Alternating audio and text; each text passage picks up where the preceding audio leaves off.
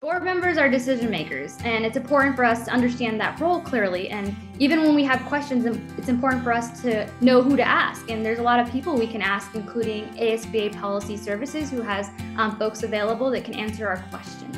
Board members are the policymakers of the district. It's one of our primary functions as a board member is to set policy. Now, when I think about my policy services, I have an easy feeling knowing that it's made by an association for board members. It's an association of school board members, so their policy services are going to support the board member in that policy making process. So we do need to have someone in our corner that is understanding of the role of the board member when they're making policy. One of my first experiences with policy and ASBA was when I first got elected back in 2008. I was a brand new school board member, and policy services really was a professional beacon of light for me personally, because I had a superintendent back then who would not, share the information or point me in the right direction.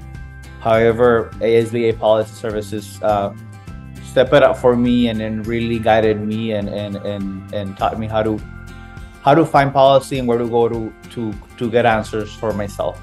There will be times when you have to make decision-making opportunities that have to do with policies for your school district. So the best thing to do is get yourself acquainted with the policies, do your homework, schedule your appointment with your superintendent, ask as many questions as you can.